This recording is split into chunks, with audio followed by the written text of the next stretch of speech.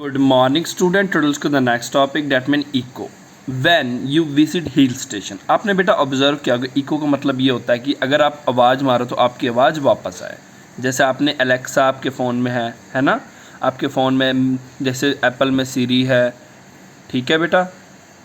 ये सभी डिवाइस क्या करते हैं, इको के बेसिस पे काम करते हैं। मतलब अगर आप बोलोगे तो वो आपको वापस आवाज़ मारेंगे। When you visit hill station you must have experience an echo when you shout loudly standing on the hill. मतलब क्या हुआ कि अगर आप बेटा हिल स्टेशन पे जाते हो और अगर आप पहाड़ों पे खड़े होकर ज़ोर से आवाज़ मारते हो तो आपने देखा होगा आपकी आवाज़ क्या होती है, returning back to in the same time. ठीक है बेटा, आप क्या देखते हो कि आप ज़ोर से अगर आवाज़ मारते हो तो आपकी आवाज़ क्या होती है, कुछ देर बाद आप तक वापस आती है। It is a simply the reflection of sound by the hill और tall building at a distance. ये क्या होता है बेटा, रिफ्लेक्शन ऑफ साउंड होता है। ठीक है, मतलब आपने ज़ोर से आवाज़ मारी और वो आवाज़ कुछ सेकंडों बाद दोबारा आपके तरफ आना है, इसको बोलते हैं रिफ्लेक्शन होना। मतलब बड़े बड़े पहाड़ों और बिल्डिंग से टकरा के आपकी आवाज़ वापस आती है।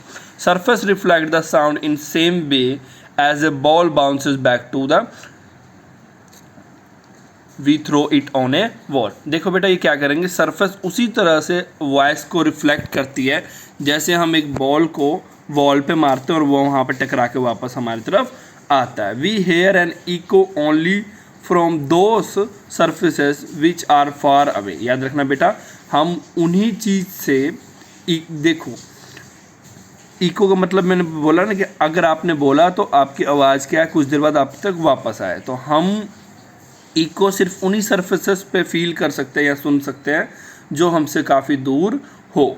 This is because the sound reaches our ear after 1/10 of the second. क्योंकि बेटा हमारे साउंड देखो, साउंड को हमारे कान तक आने के लिए 1/10 सेकंड चाहिए, 1 सेकंड का 10वां हिस्सा चाहिए हमारे कान तक पहुंचने के लिए।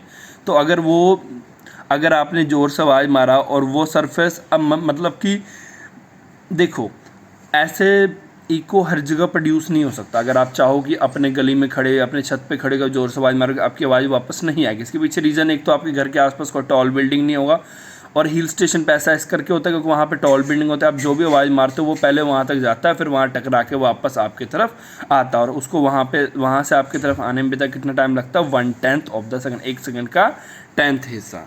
ठीक है, only then the will were air.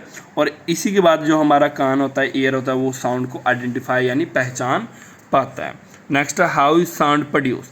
When you keep your hand on speaker और a music system touch your throat while speaking. देखो बेटा क्या बोल रहे हैं कि जब भी म्यूजिक सिस्टम बज रहा होता है आप ना उनके स्पीकर पे हाथ रख के देना है, या तो जब आप बोल रहे हो ना तो आप अपने गले को हाथ लगा के देखो, आपको क्या फील होगा।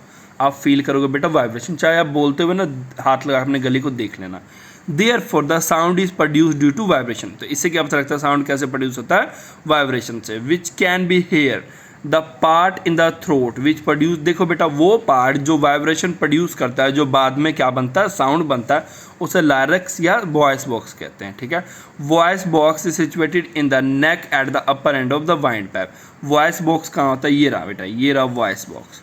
ठीक है बेटा, वॉइस बॉक्स कहाँ होता है, situated neck at the upper end of wind pipe. ठीक है, वाइंड पाइप से ऊपर होता है, ठीक है, वहाँ वॉइस बॉक्स प्रेजेंट होता है।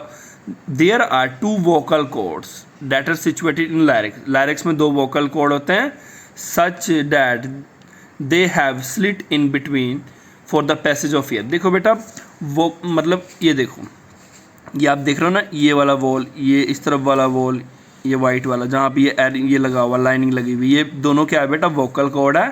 और इसके बीचों बीच क्या होता है बेटा, हवा जाने के लिए क्या होता है, रास्ता होता है। ठीक है, जैसे ही आप मतलब सांस लेते हो या बोलने की कोशिश करते हो, इसके बीच से क्या निकलता है, एयर निकलता है, और वो एयर से क्या प्रोड्यूस होता है, वाइब्रेशन प्रोड्यूस होता है वोकल कॉर्ड में, और वाइब्रेशन बाद में किस में चेंज हो जाता है, आवाज़ में। ठीक है,